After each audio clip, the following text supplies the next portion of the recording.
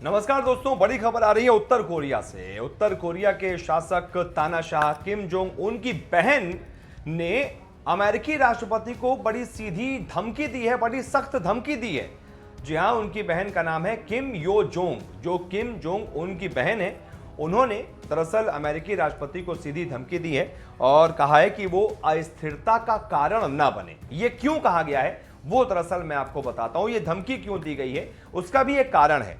दरअसल north Korea और south Korea, दक्षिण कोरिया, उनके रिश्ते कैसे हैं आपको पता ही है। एकदम जैसे भारत पाकिस्तान के रिश्ते हैं ना, एकदम वैसे ही वाले उनके भी रिश्ते हैं। अगल बगल के दोनों एक दूसरे को फूटी आंख नहीं सुहाते। और जिस तरीके से वहां पर दक्षिण कोरिया है वैसी तरीके से भारत है, क्योंकि वहां पर जो पाकिस्तान का रोल हमारे लिए रहता है ना, वैसा ही रोल वहां पर नॉर्थ कोरिया का साउथ कोरिया के प्रति रहता है। तो इस वजह से अब साउथ कोरिया का साथ दिया है अमेरिका ने। अमेरिका वहां पर संयुक्त सैन्य अभ्यास करने जा रहा है। अमेरिका के कई सारे अधिकारी दक्षिण कोरिया की राजधानी भी पहुंच चुके हैं, सोल में। इस वजह से लग रहा है नॉर्थ कोरिया को कि ये जो अमेरिका कर रहा है ना कहीं गलत है, उसके ऊपर एक दबाव बनाने की कोशिश है। इस वजह से उनके शासक की बहन ने यह बयान दिया है। अब बयान दिया क्या है वो भी मैं आपको बताता हूं। सरकारी चैनल पर उन्होंने दरअसल यह बयान दिया है रोडोंग सिनमन में। और किम यो जोंग का ये बयान जो प्रकाशित हुआ है उसमें उन्होंने कहा है कि अमेरिका के नए प्रशासक को एक सलाह है। वो समुद्र पार से हमारी जमीन पर बारूद की गंध फैलाने की कोशिश कर रहा है। अगर वो आने वाले 4 सालों तक शांति से सोना चाहता है तो यह बेहतर होगा कि वो खुद को अस्थिरता का कारण बनने से अलग रखे।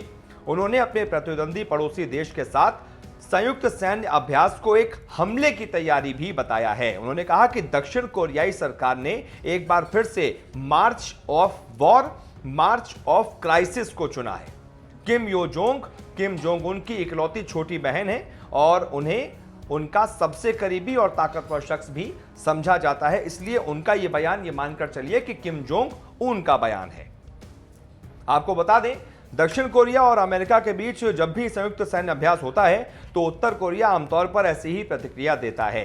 कई बार ये मिसाइल टेस्ट के रूप में होता है, कई बार कई मौकों पर इस पर तथाकथित युद्ध के खेलों के रूप में भड़काऊ शब्दों के जरिए अपनी प्रतिक्रिया दी जाती है। और एक बार फिर से ऐसी ही प्रतिक्रिया दी गई है कि आप अस्थिरता का कारण ना बने और ऐसी साजिशें हमारे खिलाफ ना रचे। लेकिन अमेरिका तो अमेरिका है भाई, वो किसी से दबने वाला मुल्क तो है नहीं, भले ही उत्तर कोरिया कितनी भी धमकियां देता रहे। फिलहाल इस पूरे मुद्दे पर आप क्या सोचते हैं बताइएगा। बहुत बहुत शुक्रिया इस खबर को देखने के लिए।